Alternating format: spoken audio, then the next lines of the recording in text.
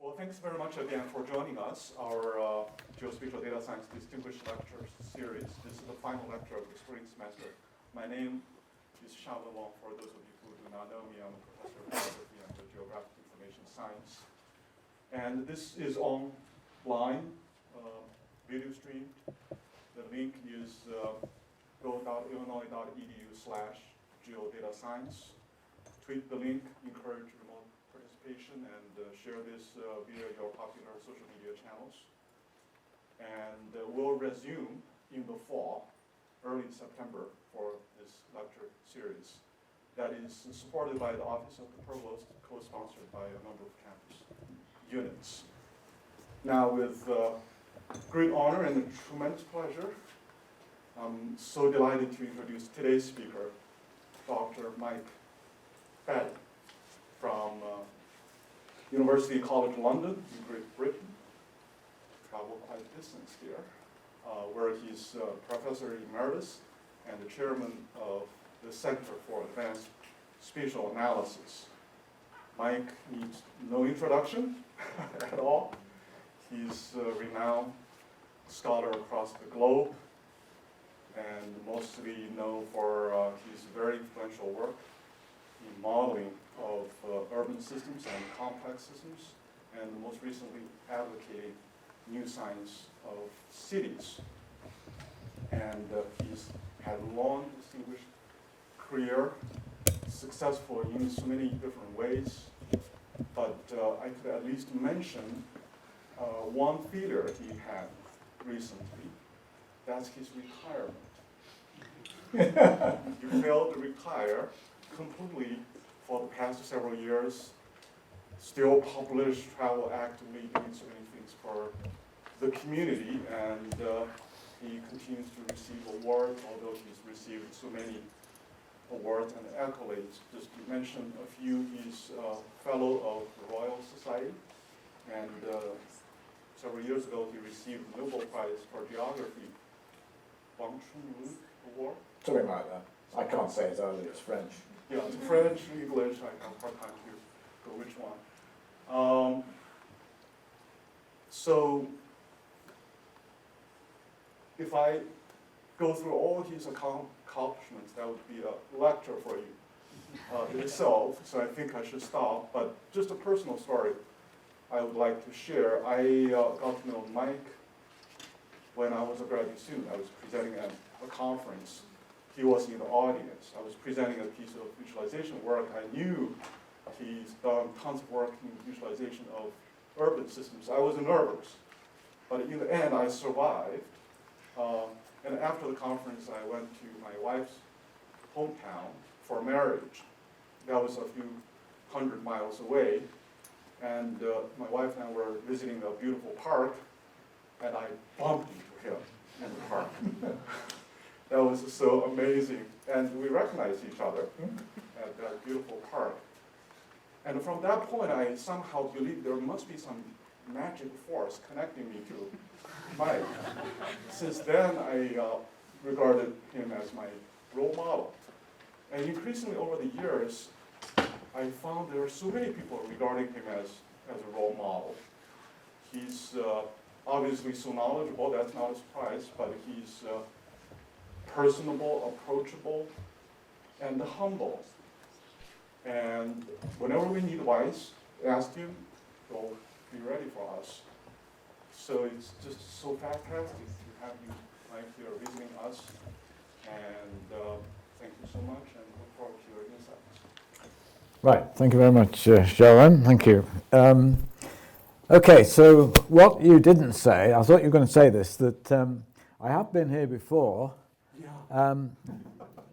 33 years ago. 33 years ago, I spent 3 months in the university here, and there's only one person in the room, I think, who was there then, and that's Lou Hopkins over there, who was then head of the planning school, and we had a small grant, I think, from the NCSA to basically look at models. So they employed me during the summer in '86 for 3 months to do some work on that. The IBM PC extended model had just come out, and Larry Smarr, who was the director of the NCSA, had convinced IBM to give them like 20 or 30 machines, basically, and they wanted to, visualization was very big in those days, scientific visualization, and that's effectively what we did. Okay, so the title of this talk, Urban Informatics and the High Frequency City. Let me tell you what I'm going to talk about to give you an idea of what we're going to cover. I'm going to say a bit about urban informatics and the smart city. We don't need to get hung up on the terminology. The smart city is a terrible word.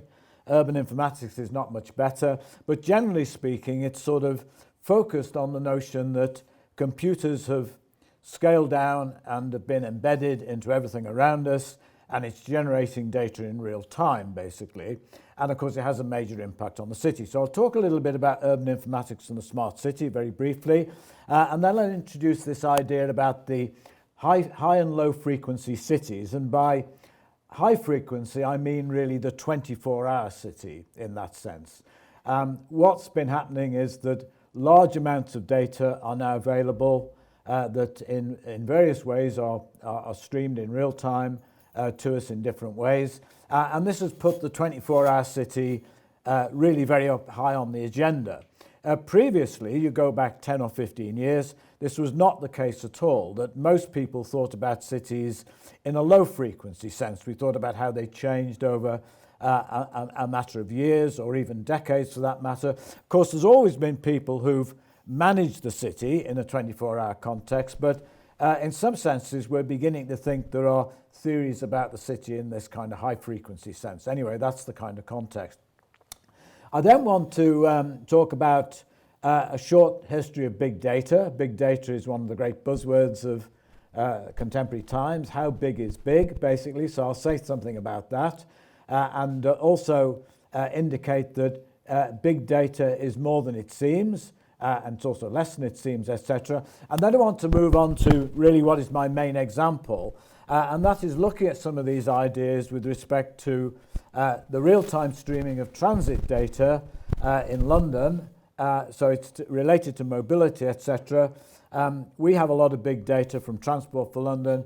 The Oyster card is the smart card that you use to actually travel on public transport in London. To give you an indication of how big this problem is, about 45-50% of people, perhaps a bit more really, 55% of people are in Greater London, that's a city of, or the inner part of London, which is about 8 million people. They're travelling by public transport. About 38% of people in Greater London travel by car, the rest walk basically, or bike. So in other words, very much the dominant movement pattern in central London is by public transport. And on public transport, you can use this smart card, which you top up with money and so on. You tap in and tap out on the tube. And about 85% of people travelling are using an Oyster card of some sort. They're using the smart card.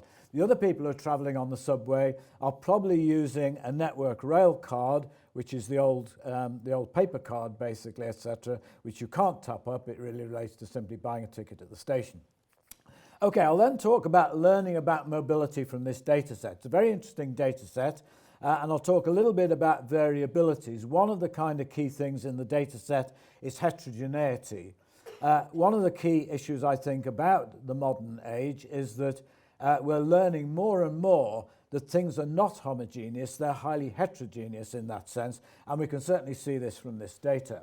And then I'll talk about what we can do with this data. We can identify disruptions on the system, signal failures, stalled trains and so on, and we can also look at the variable locational dynamics of demand, basically. So I'll spend most of the time in talking about this kind of problem. And then very briefly, I'll just point you in the direction of other real-time data. Many of you here know about this. There's a lot of data now on the public bike schemes. I notice here that you don't have the Chinese public bike schemes that have appeared in Britain recently, Mobikes and so on. Plenty of those around, and that's playing havoc with regulation, of course, because our public bike schemes in London are docked bikes, basically, which are organised by local government. So I'll talk a bit about bikes, then social media, B&B, one or two things like that. But this will simply just to sort of set the context finally, and then a few notes really about what we can learn, limits to big data, the need for big theory. Another one of the themes, I think, is that okay with big data, etc., real-time data, but we need theory to actually mine it in some sense. The kind of mindless effort of data mining, machine intelligence, etc., has to be paralleled by ideas about theory. You know, if we go in there and we don't know what we're looking for, we're never going to find anything, basically. So we find things by knowing about theory. Okay, so let me introduce these ideas and first list a few things about the idea of the smart city.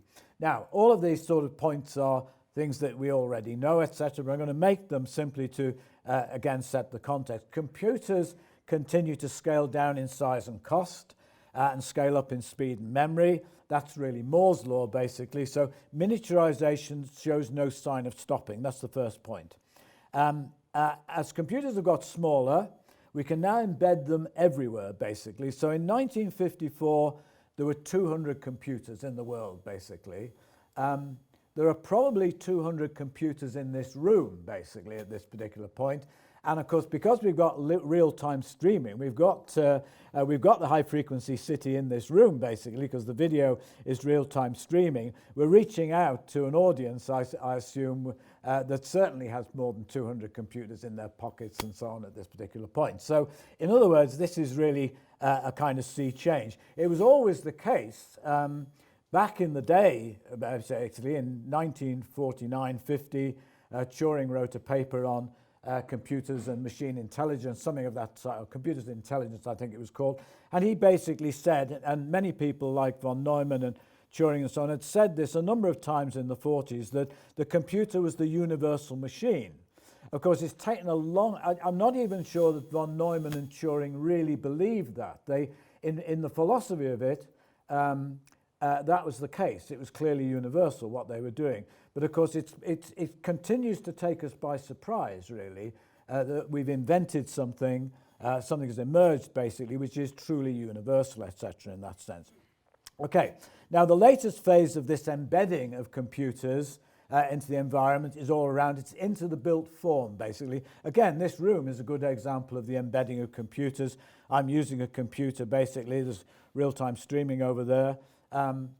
Nobody's looking at their phones, basically. I would have expected people to be looking at their phones, so don't feel embarrassed if you're looking at your phones. That in some sense, again, this kind of computation and embedding has given us the ability to parallel process to some extent. So the next stage, of course, is the embedding of these things probably into us, basically. So once the smart city, which is the embedding of computers into the city and the environment around us, sort of runs its phase, basically, and we accept it, then it's probably embedding into us. That's already happening. Chips inside us and so on. And of course, in a way, we're already doing this because we're carrying around devices all the time, our mobile phones, etc., which enable us to actually interact in different ways. So colloquial, all of this is called the smart city. It's a very much overworked term in some senses, but it does give an index to the kind of thing we're really talking about. Now, 20 years ago, it's been around for about 20 years, the term smart city. There's a book called The Technopolis Phenomenon in 2002, I think, which actually has a subtitle, something like Smart City. But there are lots of other words for it: the digital city, the virtual city, the information city. Castells call it the information city, the wired city. Bill Dutton calls it the wired city and so on. All of these terms really are synonymous with this idea of the smart city. And in some senses, this is kind of important because it really is an indication of the world of cities, basically, which are changing in some sense. And also, as, for example, these information technologies evolve, cities are getting more complex and our theories always seem to be lagging behind. So one consequence of the smart city is this increasing complexity. Clearly, human evolution is not such that it's just related to information technologies. There's lots of other things too. But nevertheless, complexity is increasing quite dramatically. And again, it's a digression from my theme here, but to some extent, our theories of the immediate past, and certainly theories of the last half century, look increasingly dated in terms of what we see out there in terms of making sense of the city. And that's a very, very big challenge, I think, to all of us in the urban domain, but it's a challenge too of science and social science in that sense. So the 24-hour city has come onto the agenda quite dramatically, and so far we don't really have a clear idea about what all of this means, despite the development of basically Charwen mentioned had done some work on developing what we call the new science of cities and so on, which is really the application of physical ideas to the city, not so much to do with smart cities, etc. But despite the development of these sorts of ideas, in some senses, we really don't have a clear view about how to understand the city, etc. Okay, so a better way of saying all this is to show you a diagram. So this is my kind of potted diagram of the smart city, that in the top left-hand corner, we've got the city, which is the thing we study. And in the bottom right-hand corner, in the orange kind of color, we've got our theories about the city. And to some extent, this kind of circular diagram, in a way, really relates to the way we actually develop our ideas about the city. The city is something out there, in that sense. Arguably, we could talk about the notion that the theories that the orange box is inside the yellow box and vice versa. Basically, I'm not going to get into that. I mean, there is an issue about that. But to some extent, this represents the scientific method. We actually draw data from the city, which is the arrow coming out of the yellow box, basically. And we then produce ideas about the city, which potentially we send back to the city in terms of things like planning, action, decision, and things of that sort. So that's the model that's really dominated it's dominated really prior to the last 20 years or so. And what has really changed in this particular time, and we should say that computers have been used for the last 50 years to actually study this process of developing theories about the city, etc. But between really probably about 10 or 15 years ago, what happened was the computers and sensors have been embedded into the city itself.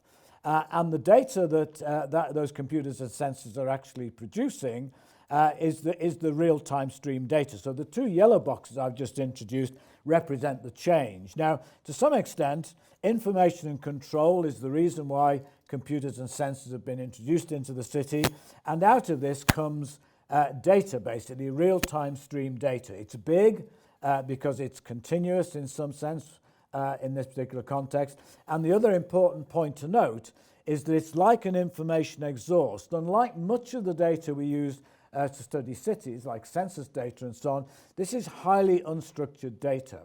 One of the reasons why there's a strong emphasis on data mining, basically, to looking for patterns in this data, is that it tends to be unstructured. It tends to be produced for a purpose which is not particularly necessarily close to what we're interested in it. So therefore we need to mine it for patterns, etc. Okay, so let me just augment the box a little bit. Here, for example, we've got models in the middle. This is loosely called these days urban analytics. We've got strategic models, which to some extent are more about the low-frequency city, longer term, but we have routine models in some sense. And in fact, in terms of the 24-hour city, the high-frequency city, these routinized models have been around for quite a long time, but they've had a recent massive increase in significance, largely because of the kind of data that's now available. So this is urban analytics in that sense. And also the other feature is that we've got big data, so all of this. So this gives you a kind of potted summary of really what I'm talking about, its general context. Okay, so high and low frequency cities. I've already made this point, and I'll make it again. The real issue about urban analytics is real-time streaming data, and this has given this a strong momentum to move to what we call the high-frequency city. It's the 24-hour city that in the past has been managed in a rather low-key way, and increasingly it's being managed in a slightly higher key way because of much of the advent of this big data. It's providing us with a much richer sense of what cities are all about. And much of our urban theory and data in the past, and I've made this point a moment ago, has been about the low-frequency city, so cities changing over years and decades. And now, of course, we're in the business of thinking about how cities change over seconds, minutes, hours, and days, and so on. And that is revealing lots of interesting things about the structure of the city, and indeed about how we can actually plan the city to improve the quality of life for us all. A couple more basics before I move fairly swiftly to various examples. The way we access the smart city is through technologies that let us generate and use data, information in that context. We access it through mobile and fixed devices. Increasingly, I think we're accessing the smart city through mobile devices, although my example will mainly be about fixed devices, which are sensors embedded into the transit system. In fact, much of the increase in data that's available on a continuing basis is actually from mobile devices, from our smartphones, etc., in this sense. Now, this, of course, really complements rather than substitutes for other data that we've collected and used in the past, and it's introduced time into our thinking in a big way. It's all part and parcel of this increasing complexity of the city, which has generated more timescales, more opportunities, more networks, and much greater diversity. So that's really the kind of context. Okay, now let me move to another biggish part, and I'll spend about 5 to 10 minutes on this before I move into my examples. Okay, now data that's streamed in real time is referred to as big, as long as the sensors are on. We never know how big the data is, because to some extent the data is only as big as the time when the sensors have been switched on. Once they're switched off, we know how big it is in this particular context. It's big with respect to its volume in this context. The conventional definition in business is the so-called 5 V's: volume, velocity, variety, veracity, and value. Real kind of business cliche, really, at that point. But to me, big data is probably data that is in terms of volume. A very good casual definition of big data is will it fit into an Excel spreadsheet? Now, if your data doesn't fit into an Excel spreadsheet, it's probably big, basically. Excel spreadsheets have got up to 1 million rows. However, if you packed an Excel spreadsheet with that amount of data, you'd crash your computer and probably spend half the day sort of unscrambling it. But nevertheless, you get the idea that to some extent, in this context, this kind of data is data that requires special techniques, or techniques which are not really available on the desktop per se in this particular context. Now, the point I'm going to make in the next 5 minutes that big data, data can really be big even if it isn't streamed. Traditional data can be big if it's blown up into categories in some sense. And for example, in cities, there's a very obvious way of thinking about small data which becomes big very rapidly. And that is that if we have a number of locations and we start looking at interactions, which are flows between locations, networks in that sense, then the data becomes big. And very quickly, we can actually begin to scale up and demonstrate to ourselves we've always looked at big data in that sense. So we have to be careful about what big data is. It's big under different circumstances, and also at the same time we've got to consider that small data is significant. So data is big in the traditional sense, but not in the high frequency sense.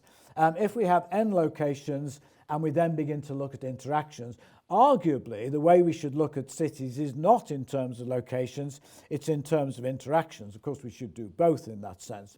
Now, this idea of thinking about cities as interactions, which is small data turning into big, etc., has been around a long time. Here's a couple of maps, basically, which are big data based on flows, big data historically. Now, the map on the left-hand side is a map of traffic flow in the hinterland of Dublin, the capital of Ireland, in 1837. Now, in 1837, the British Army was commissioned by the Treasury in London to actually do a survey of the amount of flow into the city of Dublin, or the town of Dublin, as it were, from the hinterland. So the scale of this is probably about 20 miles across, east-west, basically, on that left-hand map. And you may ask the question, why was the British Army commissioned to actually produce a map. Now, these flows into Dublin are things like horses and carts, people walking, etc. You've got to remember that this was the very early days of the Industrial Revolution. The question I always ask the audience is, why was the map actually produced in 1837 by Lieutenant Harness of the Royal Engineers, basically? Why did they produce the map? It's a good test of your economic history, this. It would be a good test of economic history for high school students in British schools. Of course, in 1829, the first passenger railway was opened between Liverpool and Manchester, that line. And the railway building era began in earnest, basically. We're going through thinking about in Britain another railway building era now, because basically nothing has been changed since about 1870 in terms of the railways. That, in other words, the Dublin or the British government wanted to know whether it was worthwhile building a railway. So they did a survey. This is an origin and destination survey, basically. And Lieutenant Harness, who ultimately became a general in the British Army, was well known in the Indian Mutiny in 1857. But Harness basically produced his maps in this particular context, showing, yes, indeed, there was some justification for a railway, basically, at that point, and a railway indeed was built. The other map on the right is Ravenstein, who took migration data from the 1881 census and began to plot it. You can see I've taken Ireland again. He did this for the whole of Britain, basically, the island of Ireland and Great Britain. And you can actually see a kind of vector map. That's taken, that's Waldo Tobler's map. Waldo basically inked in, I think, what Ravenstein had done at one point in one of his papers. This is almost a kind of intuitive flow map, basically summarizing the main flows between the Irish continent in that sense. Okay, now I'm going to tell you a little bit about this next example that pertains to big data problems, basically. But if you really want to look at the thing, copy down the YouTube movie. It's an excellent movie. It's about big data in 1955, and it's quite relevant to this question of flows. It's called The Great Railway Caper, Big Data in 1955. Very quickly, at the end of the Second World War, various scientists who'd worked at Bletchley Park, of course Turing was the person who mainly at Bletchley Park, cracking the Enigma codes that controlled the U-boats, the German U-boats in the North Atlantic, basically. A big code-breaking operation. Various of the engineers went off to work for private companies and so on. And basically in Britain there was a fast food chain called the Lions Tea Shop. Everybody in Britain in those days would have afternoon tea, and there were 250 tea shops, a bit like a McDonald's, and they had a big supply chain problem, and they built a computer system in West London in the early 1950s. And many of the Bletchley engineers, and they had a link to Maurice Wilkes over at the computer lab in Cambridge and so on, they basically were building a computer system. Now this was really primitive stuff, sort of, no operating system, all this sort of thing, punch cards, punch tape, intermediate outputs and so on. But at the end of the day, they found they had idle cycles. And what you do if you have a computer system with idle cycles, you try and sell it. So they had a number of contracts with people, and they got a contract in 1955 with British Railways. British Railways wanted to price their freight, and they had 5,000 stations in the railway. There's only about 2,000 now, but there were 5,000 in 1955. And therefore, if you square 5,000, you get a matrix of 25 million, basically. So there are 25 million, well, it's symmetric, basically, because you assume the price of freight is the same. You've got to take away the 5,000 main diagonal on the matrix, but nevertheless, it's a big problem. So small data suddenly becomes big data, and they wanted to price the freight, so they needed to work out the distances between every station, basically, and then produce a kind of a pricing system for freight. So they commissioned the LEO system, the Lions Electronic Office, to do this job. And of course, the engineers basically began by looking at at the problem, basically. And of course, they realized that you had to look at a shortest route problem at this point. So the first thing they had to do is to solve the shortest route problem. However, of course, if you solve a shortest route problem, you actually use an algorithm that was invented by a guy called Edgar Dijkstra, right? The Dijkstra algorithm.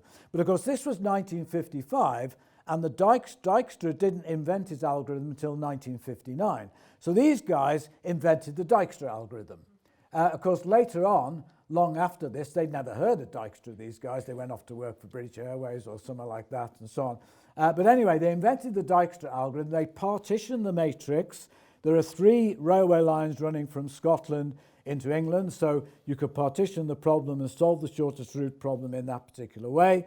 And of course, they did all of this stuff and loads of printout, etc. They delivered all the output in 1955 to British Railways, and they never heard from British Railways ever again. They got paid, but they never heard from them again. That's very typically British, basically. You do something, and then everybody ignores it, basically. So, but anyway, the interesting feature is, here's a flow problem that's big data. The big data was so big that it forced them to invent a shortest route algorithm in this particular context. I don't know whether Dijkstra, I think Dijkstra is probably still alive, but Dijkstra, whether or not he was energized by big data in some sense to solve his algorithm, or to develop his algorithm.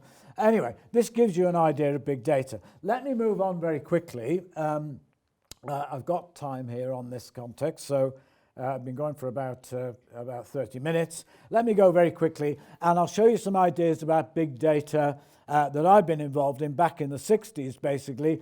You can actually see from my book, Urban Modeling, in 76, we looked at flow patterns. So the data is, well, there's 50 zones there in part of North Lancashire, north of Manchester, basically. But then the bottom set of lines shows you the 33 London boroughs. That's the Greater London Authority divided into its 33 boroughs. And it shows you how to plot a matrix of flows, 33 squared, 33 boroughs, 1089, not so big, but very hard to visualize. We still have enormous problems in visualization. Scale the thing up. The top left is one of these circus diagrams for the 33 boroughs. Those are very popular, again, invented in the last 10 years or so. But you can actually see the issue about when you scale up, we've got now 633, which is 400,000 flows, basically, or potential flows. The matrix is sparse to some extent, but even at this scale, it's not that sparse. And you can actually see that I plotted a couple of flows, one from one of the zones in Westminster in the centre, in the middle, and the one on the edge, basically, is the flows out of Heathrow, which is one of the zones on the edge there, basically. Okay, so this is looking like big data in this particular context. Once we actually begin to display it in some way, then it really does begin to confound everything, because this is, I'm not going to tell you what this scatter diagram is, simply to say that once we get orders of magnitude of this sort, 500,000 points, etc., in some sense, then we've got real structure in the data that much of our conventional statistics never picks up. You don't see scatter diagrams like this in books on statistics. When I learned statistics, you saw scatter diagrams with 100 points, basically, not 100,000, or not certainly, 100 million, a million or 100 million, etc., which is now. So, in other words, small data in that sense, scaled up, has always generated big data in this context. You don't need real-time streaming for any of this. Now, let me give you another view of big data in this context. We've taken our model and we've scaled it up. This is our standard land use transportation model. Land use transportation model is modeling these flows between origins and destinations. We've scaled it up for Britain, basically, or Great Britain, I should say. What you see is the scale is the zones, basically, which are equivalent really to blocks, I think, or probably block groups, basically, in your context, for England and Wales at that point. I'll add Scotland in a moment. That's been added recently. So our model is quite big. We're talking in terms of the number of interactions or flows in this particular model, and I'll tell you why we've scaled it up in a moment. But we're talking about something in the order of about 7,200 squared, which is something in the order of nearly 50 million. And to run models very quickly with 50 million potential trips, basically, is quite a challenge in terms of programming. We've moved this model to the web for a variety of reasons, because we want to make it open to anybody in that sense. And the key issue here is that we have big data in the model, but we have ever bigger data when our client basically runs the model. So if you were to run the model now, and because it's online you could do it, there'll be a caveat in a moment about it, but you would be a client. There's a server with the model. It's a big model. It's of England, Scotland and Wales, and we had 7,200 zones in England and Wales, and when we put it to Scotland we have 8,500 zones, which is in the order of about 70 million flows, etc. It's on the web because we want users to do it quickly, and we have any limit. We have an open number of clients, an open number of users who can use it. Every time you run the model, it takes the data and it generates your outputs and your inputs, etc. in some senses. So if you think about this kind of big data being scaled by the number of clients, etc., you get a sense of what it is. Now, we've extended it to Scotland. You can see that is Scotland here, and that's employment and employment density and population counts, etc. But let me give you a quick issue in terms of running the model in this particular context. There's the block diagram about how it works. We have clients on the one side, which is on the right-hand side in that sense, and we have all the server-side stuff over there. So all the GIS and modeling stuff is done on the server side. Some of the GIS drifts over to the client side. Anyway, that's the kind of structure of things that actually takes place. There's lots of things in this model that elaborate the big data. We're talking about it's a three-mode model. We have detailed networks of the basic equivalent of your Tiger files, I guess. The Ordnance Survey data is 8 million links, etc., and 3 million nodes and so on. So we have detailed networks underneath all of this, and again, which have to be solved very quickly because the thing must run instantly. Okay, so this is what you actually get if you log on. There's the actual web address basically. Now, we'll see how intelligent things are at the University of Illinois. Let me see if I can click on this. No, okay. Oh yeah, okay, hang on, whoops, no. Yeah, not so good. Okay, so now, we're not going to click on this. I do have some slides of it. If you clicked on this, then I was hoping that the web link would come up in this particular context, but I don't see people get out of PowerPoint to actually do it in terms of this interface. But if you click on that, the things comes up and you would be able to run the model. You can do it on your phone. I don't recommend you do it on your phone unless you just want to see the prototype, right?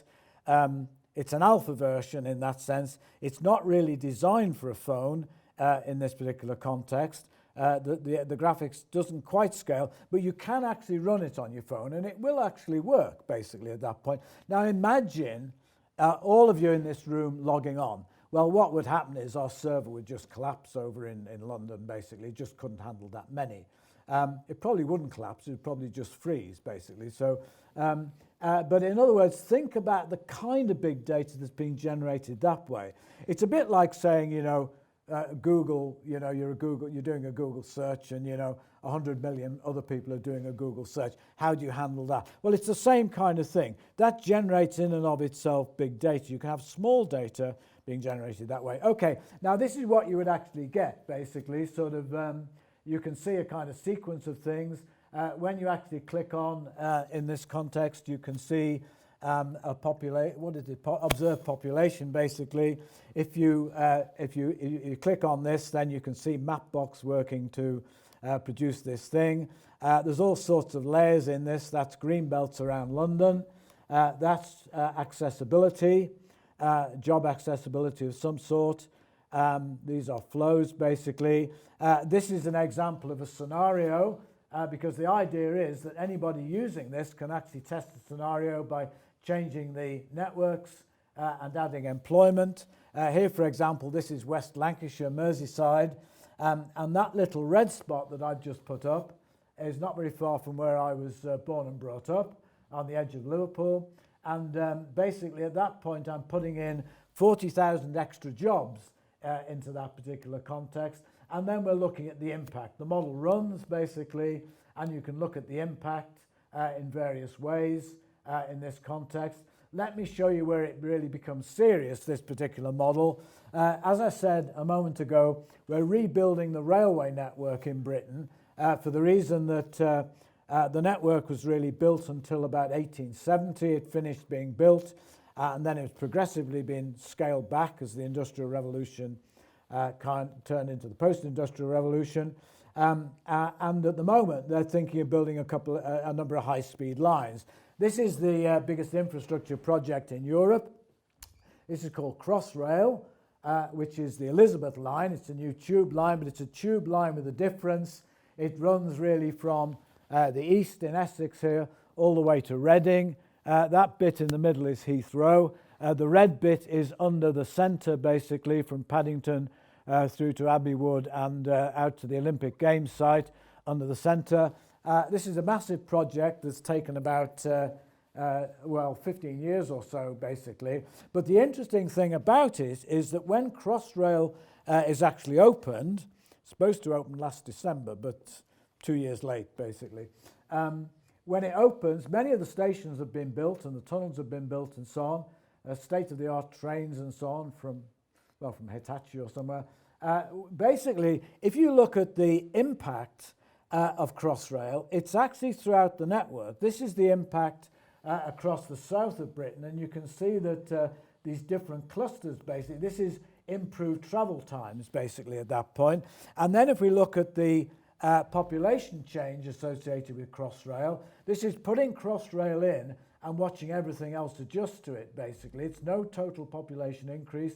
That's a better one, showing you how once we introduce the different modes, because Crossrail is competing with the road mode and the bus modes, the three modes in that, the rail mode. It's pulling people off those modes, and it's also at the same time, because it's a location model, it's actually pulling people towards it. So this is a measure, if you like, of impact. When we correlate this with house prices, for example, it's quite a high correlation, because to some extent, what's happening is that the house price, the Crossrail has been factored in already, basically, into house price change in London.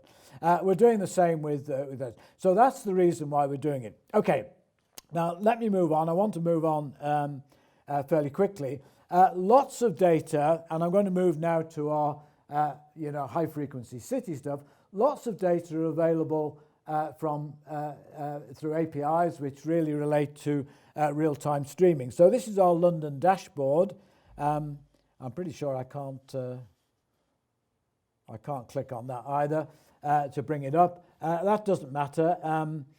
So in other words, if you click on this, you find a variety of stuff, which is the state of the tube line and so on. You probably can't read it from there, but there's a variety of things like web cameras, FTSE, the Dow Jones Industrial Average, and a whole range of data which can be pulled off these APIs in a real-time context. And that updates constantly. We have another, there's a sort of dashboard wall, basically, but we have a particularly interesting site. It's a pity I can't bring this up. If you do have a phone, copy that web link down and try and bring it up, because basically what you will get is real-time streaming of these cameras. These are cameras in central London. You can pull the menu down in the middle and you'll get the real-time streaming of the buses. Now, I tried this earlier on this afternoon, and of course it's dark in London at the moment, so you'll probably see police cars running around and so on at these particular points. I'm going to move on very quickly, but tell me, if anybody does it, tell me if you've actually got pictures that work, basically. because I'm quite conscious that I can tell you all this stuff and then you can say, well, it never works anyway. So, okay. And here are some other kind of real-time sort of things. These are pictures like Rio de Janeiro, the control room there, Tokyo, traffic control rooms and so on. And here's a couple of other dashboards which have been developed. They're very popular in this sense. This is the Rob Kitchen Dublin dashboard that he's built, which has got more GIS functionality in it. Most of them are fairly dumb, these dashboards, but they do give an indication of the kind of thing that is now being packaged in a sense in terms of the kind of real-time data. Anybody brought it up? No? Okay. At the end, I will try and build it up because bring it up because I can get out of this interface. Okay. Now let me tell you and spend about 10 minutes really talking about the real-time Oyster card streaming, and then we'll begin to sort of close it up in some sense. Okay, now I've mentioned to you the fact that about 85% of passengers using the system are using the Oyster card. There's a picture of the Oyster card with somebody tapping in. That's the card you buy over the counter. You can also top it up on your phone. You can use Apple Pay, and there's somebody very kind of clumsily using an Apple Watch basically on the actual scanner. And this is particularly symptomatic because this is a picture of somebody using the Oyster card or their credit card really using Royal Bank of Scotland. Now Royal Bank of Scotland is still owned by the British government. It's not really improved over the last 10 years. It was one of the ones that really went bust back in the recession. Somewhat symptomatic that we got a picture from London Transport that. Okay, that's demand for travellers, okay? You actually pay by tapping in and tapping out. We're going to look at the tube. Now, the other data set that we've actually got is the supply of trains. Think about demand for travel, you tapping in and out. Supply of trains, there's a lot of data that comes out of the train systems in, and the one we're interested in is the top one, which is the tube where we have TrackerNet. That tells you the position and scheduling of every train on the network in this particular context. So that's a picture of the network. Those are the trains. Also, Oyster card works on the buses. So we're talking about a pretty complex network. The tube network that you often see, the abstracted map, is embedded into that basically. So if you looked at Tokyo at the system, it would look more like this. So once we put all the networks together, in terms of complexity, think about the bus network on top of this, think about the road network on top of it, think about email networks, social media networks, web networks and so on, people logging on and so on. All of that kind of activity, that's what we mean by increasing complexity in terms of the city. Okay, here are some pictures. There's a YouTube movie that you can have a look at, done by our group in UCL under the auspices of engineering. And then there's a couple of pictures of stuff from the movie there, basically. Essentially, I should point out the pictures there. What we've actually been able to do in this, if we have tap in and tap out data, the tap in and tap out data, we're able to figure out using Dijkstra's algorithm, again, shortest routes, the most likely route where people travel to and from. One of the basic problems we've got is that there are multiple routes you can travel through the tube system. If I go from Goode Street to Euston, for example, or Goode Street to King's Cross, I can go in a couple of different ways, and you can actually walk there in the time you can do it, a couple of different ways. There are many paths through the network, and the key issue is to do that. One of the other features, of course, is that the network is quite complicated. If you go into the network and you've never been there before, you go to Bank or King's Cross, then you will find that if I accompany you and I want to get somewhere, I'm much more likely to be able to get there long before you, because you'll probably spend time learning about the network, basically. So there's a real cognitive issue in this context. What we're really interested in is how do we take the tap in, tap out data, the demand, and join it to the supply data. If I get into the network, I can get down to the train I want to faster than you because if there's seven stations interacting, like at King's Cross, 7 lines interacting, I can get down to the train quicker than you can because you're kind of reading the signs and discovering it. Getting on what particular train is important, because if I want to look at disruption, I need to know what train that passenger is on, basically.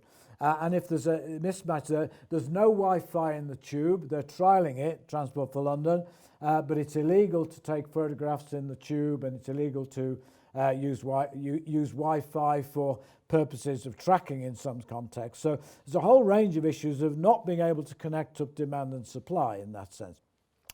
Okay, here are some pictures that you actually get out. You can actually see these are fairly standard. The red represent the horizontal represents the 24 hours. The red, the top left represents a number of tube stations, something about 290 tube stations, and the actual morning and evening peak. The morning peak is narrower and more elongated than the evening peak in this particular context. You can see the lag between tap in and tap out in terms of entries and exits in terms of the morning. And then you've got 3 pictures of different tube stations and what the profiles are. They're particularly interesting. Now, none of this is new. This data was collected years ago by hand, very slowly and painfully and not very well. It's now automatically in a sense. And we have 3 very different tube stations. Where it says nightlife, that is Camden. You've got a mixture of journey to work, the morning and evening peaks, which are shown differentially in terms of below or below. The one below it called work is Bank Station, Bank of England, and as you'd expect, dominantly the flows are work in that sense. Now the top right is interesting. I always ask the audience where they think this is. You've got these 3 big spikes. Now I won't, you don't need to hold your breath on this one. That is the Emirates, right? Now the Emirates is the home of the Arsenal, right? And the 2 blue spikes are the 2 Saturday games. This is a data set done over a month, I think. It's a synthetic data set. We've added and averaged things. So these are the 2 Saturday games, and the spike on the immediate right is in fact the Wednesday game, basically. So in some senses, what we're actually showing in these profiles is a lot of interesting things with respect to the actual activities which are surrounding this too. My postdoc, who is now a lecturer at King's, Chen Zong, who did a PhD at the Future Cities Lab in Singapore, wrote some very interesting papers on Singapore with Gerhard Schmidt and myself and 1 or 2 people looking at tube data there. And she inferred, one of her papers, she inferred what the land use was around the tube stations from matching the tap-in, tap-out data in Singapore from the EasyLink cards with some extra data that the Singapore Transit Authority had actually collected in terms of surveys. So you can begin to add value to these sorts of data sets by having the right linked data. Okay, now I can't show you this, but because my interface won't work here. But if I clicked on the top left, you would see over a week, basically, the morning and evening peaks. It's a movie, basically. If you clicked on the one on the right, that's the position of the trains.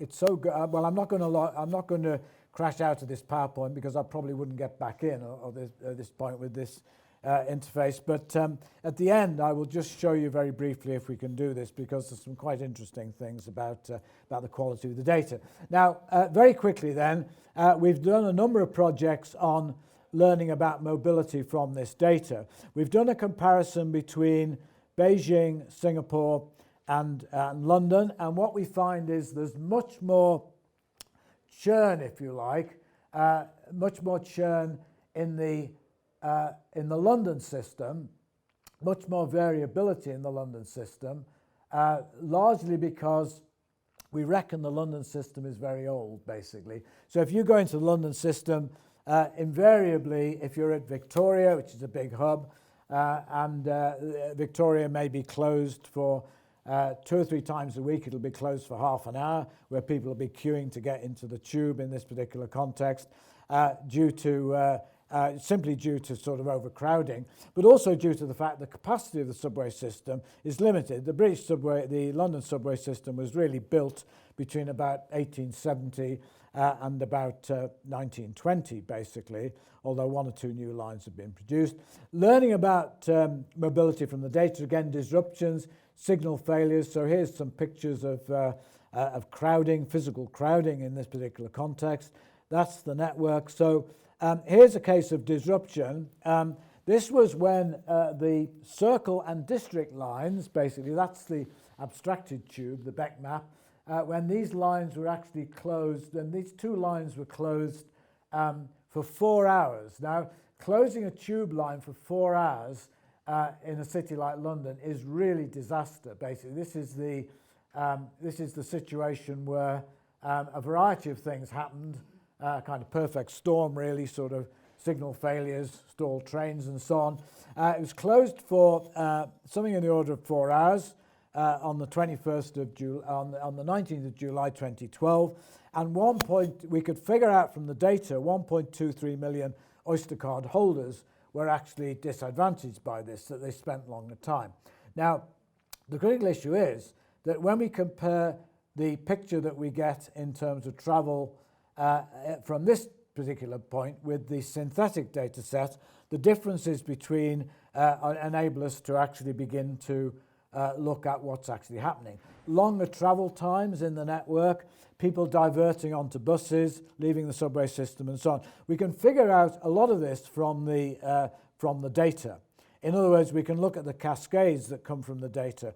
One of the problems, of course, is that on the bus system in London, you don't tap out, you only tap in for a whole variety of reasons. The drivers of these buses, these one-man buses, basically they reckon they're able to actually see the passenger tapping in, but it's much harder to see the passenger tapping out for a variety of cognitive reasons. So consequently, you don't tap out on the whereas on the Singapore system, you have to tap in. Well, being Singapore, you have to tap in. You have to tap in all over the place in Singapore, but in London, they don't tap out. So that's a problem because we can't really look at any integrated modal kind of integrated modal behavior, bimodal trips and so on. Okay, here are some pictures of that Ed Manley has produced for us on different travel times, basically. So these little circles represent origin. We had origin changes. These are increased travel times. These are origin changes. These are destination changes, basically. Here's a picture of relative regularity. You don't need to look at this in any detail, but just saying that the darker spots are where we get much greater regularity of travel in this particular context. That's measuring regularity in terms of stations, and that's really measuring regularity in the middle of the day. Previously, this is the peak hour. This is the middle of the day. We've done lots and bits of work on looking at the dynamics of demand in this particular context. Let's see if this one works. I found my mouse here.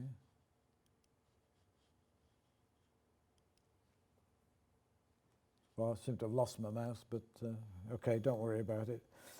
Okay, so we can't see the trains moving. One of the interesting features, this is a map of the trains moving, basically.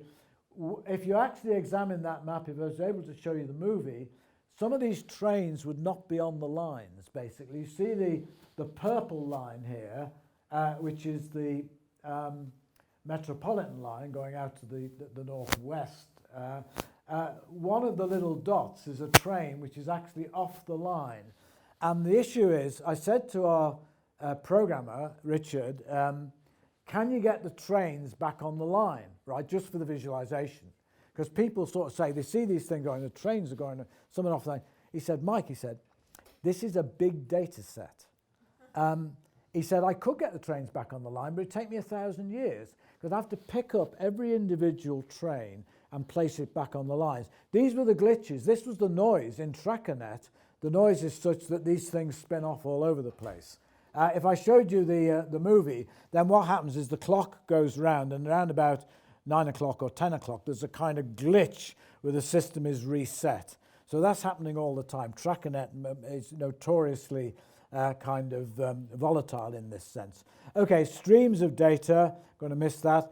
We've put together delays from tube, national rail and buses fused in a sense, so there's some interesting things of that sort.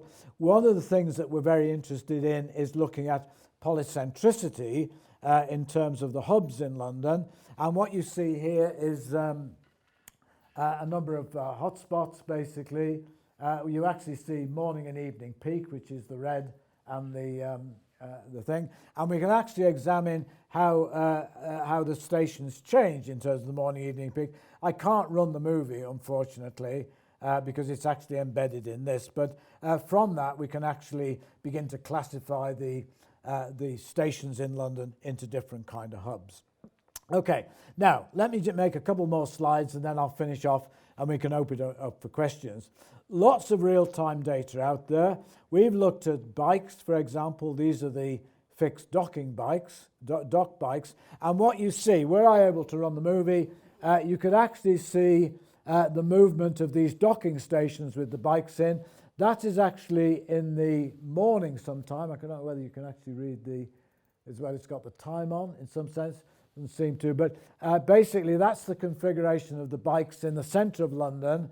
There's about 10,000 bikes, I think, in the docking stations. And were to show the movie, what would happen is that during the peak, these bikes would be picked up and then moved into the sort of central bit.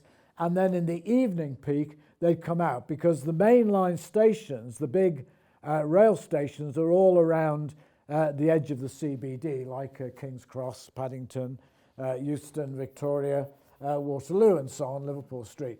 So they're all around. So you have this movement in and out in terms of the tube system and so on. You have this sort of donut-like kind of thing in the middle of the centre. So you have a lot of these cross patterns in some sense, which are interesting because to some extent, until we have this data, it's not super clear about this. We've also done work on Twitter. Ed Manley and James Cheshire have done this work on Twitter languages.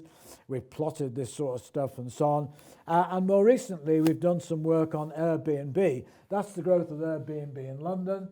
And Zara Sabrina, one of our PhD students who is looking at this, she's more interested in how the location of Airbnbs relates to the sort of attractions that you see in the top left-hand corner. But in the process of doing that, we've found that Airbnb is very disruptive to the housing market, to tenure. It's taking a lot of rental accommodation out of the private rented sector, being turned over to Airbnb. Quite dramatic growth. I think there's 80,000 Airbnbs it's grown to in London. And we're talking here about a very fragile and vulnerable housing market with very little housing being built over the last 20, 30 years for all sorts of reasons, and also massive immigration, short-term immigration into London from a variety of sources. So you're taking stuff out unwittingly from the tenured stock is problematic. And we've done a variety of things in this particular context.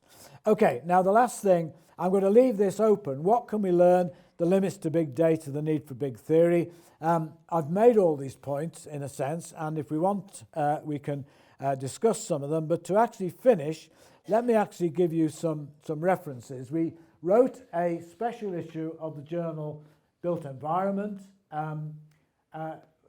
which was edited by myself, and you can sort of see down as an article after the editorials by Carlo Ratti and his lot, and then there's one on finding pearls in London's oysters, which is our Oyster Card project. Here's an archive paper we posted a couple of weeks ago with the three of us who've looked at the Airbnb stuff. There's on the variability in temporal mining with Chen Zong. And then here's a paper that she's written with one of our PhD students, Xi Zheng, in ISPRS, I think.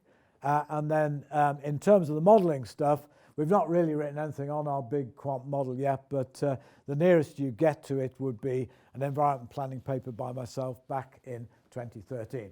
So at that point, I will stop and hand it over to any questions. I don't know how far out of time we are. It seems to suggest that I've gone on for about an hour rather than 45 minutes. But are we all right for the odd question? I think so. Okay. We're running out of time, but it was a really fun learning of the very impressive examples. I know some movies were not able to run in your PowerPoint mode, but let's open the floor immediately for your inquiries, questions, and comments. Anyone has questions, just raise your hands. Make sure I run the microphone to you. Okay.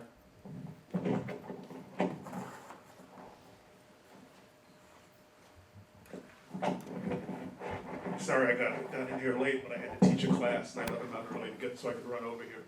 But mine is a little bit more generic as a question from what I did here. There's discussion here in the U.S. in terms of transportation systems being impacted by the rideshare industry. Is there anything in your research that in London that confirms that kind of impact? Second question, I just heard, I think it was on the radio last week, that they've been building a new line in London's mass transit. I think they're going to call it the Elizabeth line or Yeah, something that's like right, that. yeah. Okay, so I want to know what you think Okay. about that. By rideshare, you mean things like Uber? Yeah. Okay. I'm not aware of any work that's been done in London. There's a lot of concern about, first of all, there's a lot of concern in London for regulation. That, in fact, at one point, the mayor basically decided that Uber were to be banned, basically, from London. And that was about a year and a half ago. And then the decision was appealed against, and it's not been banned. It was not actually banned. This was the proposal. One of the critical issues is the impact on public transit.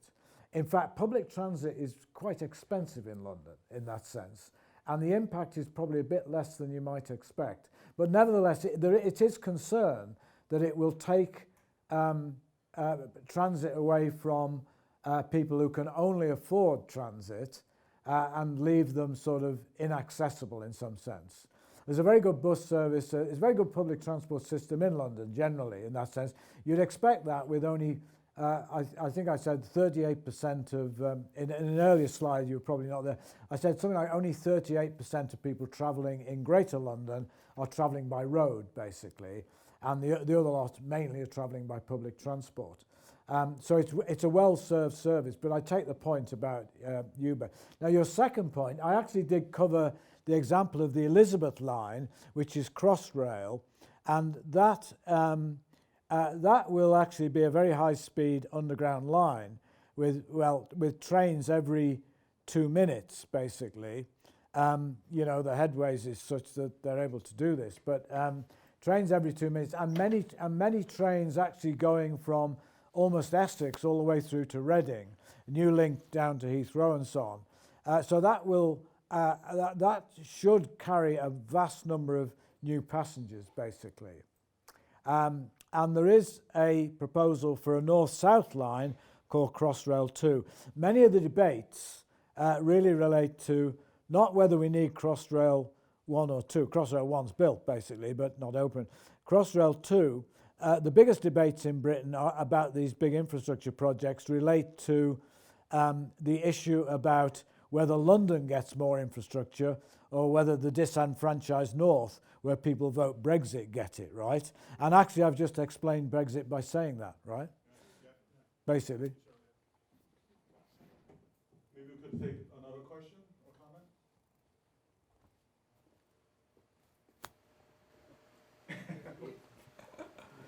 Everybody else should have right before I have, Yeah, because yeah. I've already talked.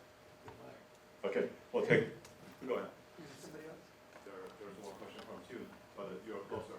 Go ahead. Okay. I was just gonna ask Mike if you could, the big theory, can you give a clue about what piece of theory is missing or what hypothesis? I mean, I haven't figured out how the empirical goes to the theory of what you're talking Okay. about. Well, I mean, we have no theory at all about how an increasing number of transactions which relate to the digital world are impacting on our locational decisions, basically. So in other words, one of the obvious issues is email used for a very wide variety of purposes, searching the web, etc. The impact on that, on where we live, where we locate, working from home. I mean, we've got some sense of it, but it's not clear whether it's complementing, substituting, whatever. So it's that kind of thing. In other words, in the past, when we looked at the city in terms of networks, we mainly looked at the transportation network, basically. But there are lots of other networks that people are now involved in. How do we actually factor those sorts of things in? That's one thing. The online economy is the other. The housing market bears no resemblance whatsoever to what people like Bill Alonso, rest his name, I mean, people like that said in the 1960s. I mean, they did great work, basically, in my view, basically, but everything has changed in terms of the way those markets work in that sense. And you see that you see that particularly in big cities where there's massive, stress in the housing market in that context. So I'm thinking in terms of that kind of theory. It would be really great for somebody to actually produce some very insightful kind of way in which we could put a few things together. I wouldn't be ambitious enough for us to be able to put everything together, but to put a few of these things together in a different way. And to some extent, the idea that in the past was that form follows function kind of ended in architecture probably 50 years ago, but in the context of, you could now say that form no longer follows function, basically, that the functions have been disconnected to some extent from the form that we see. And that's part of globalization, the virtual world, the digital world, and so on. So that's the sort of thing I'm getting at. I wouldn't like to go any further because I don't really have a grand plan for it anyway. Thanks for a great presentation. I'm so glad to meet you here once more. And I have a very superficial question related to the big data you mentioned, because there are some bias in big data. So sometimes we have to go back to the low frequency data for some social economic feature or characters. So I wonder, how can we build a bridge between the high frequency data and low frequency data in the modeling and prediction part? Thank you. Okay, well, interestingly enough, of course, high frequency data begins to turn into low frequency data if we get enough. Transport for London donated our data sets. I should have said the big data set that we've got for the 3 months in 2012, the reason why they gave it to us or donated it to us was largely because they were interested in what would happen to the transport system when the Olympic Games came, which was in August 2012. And they feared that the system would gridlock. For a variety of reasons it didn't. And so we were able to study that. But Transport for London are not very interested. In fact, they're quite against giving us a tranche of data over the whole time. The Oyster card system was introduced in 2003. So there's basically 16 years worth of data. Now, 16 years worth of data is beginning to look like the low frequency city. It no longer looks like that. It's high frequency data, but it's in the low. And Transport for London will not donate or let us look at that data because it actually shows things that they don't want the public at large to know. And they're a public agency, basically. But in other words, the media is such these days that they get hold of that data. You can see some subway stations declining in patronage, others growing massively, and it can lead to all kinds of, from the point of view of Transport for London, undesirable demands, really, for change in that sense. So, but nevertheless, your point is that how can high frequency be linked to low frequency? That's one way, getting more and more data in that sense. And that really is quite an exciting prospect if we can get it. The other problem, of course, is that the systems may well change. That we've got 16 years worth of transit data, basically, or there is 16 years worth of transit data available.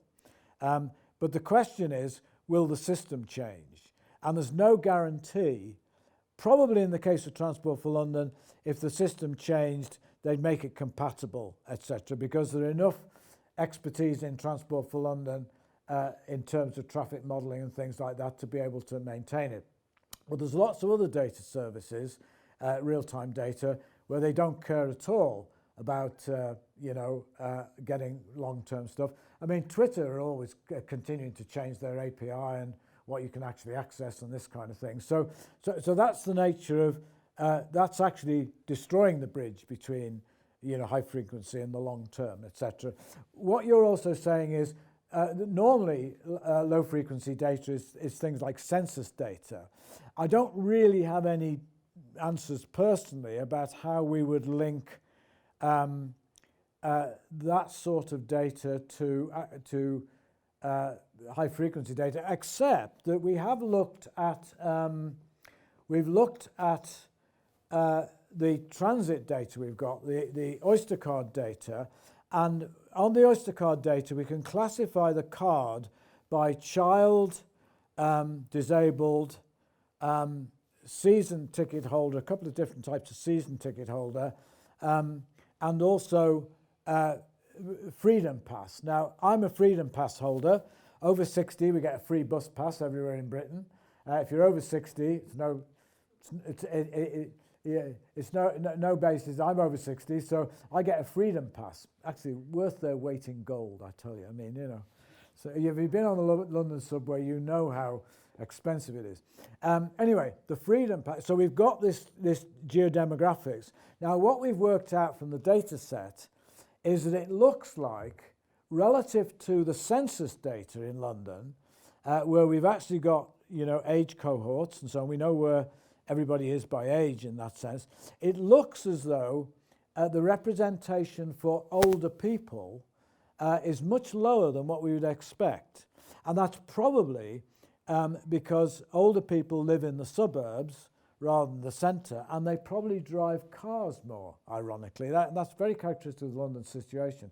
So in other words, we are beginning to think there are bits and pieces of traditional data that help us. The basic problem in all this is it's all inferential, right? You can't. You can only demonstrate you can only get an intuitive probability that indeed is the case. I mean, that's the problem with big data. That when you get the pattern, it's just an inference basically in a sense. Anyway. Yeah, Mike, you mentioned the challenge in the simulation platform. Therefore, broader participation and scalability. I think that's an opportunity for integration with CyberGIS. Right. Well, I mean, to some extent, you'd probably define it as CyberGIS. Yeah. In some ways, it is. Yeah. But on the, I think, tougher question, Louis mentioned on the theoretical aspect. I think for high frequency city, traditional theory like central location theory, Yeah. I think it's broken down. Right. There's an opportunity for Right. renewing that. Right. Yeah. Well, I think that the idea of hotspots in cities and hubs and so on where activities happen could well be reinvigorated by this high frequency data. In other words, it's a bit like saying that the central place theory will not go away. It's at many different levels, etc.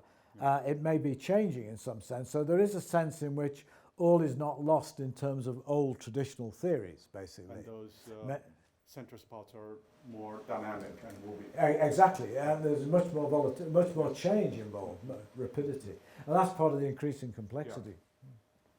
Well, in the interest of time, we're wrapping up. Let's give a round of applause to Mike for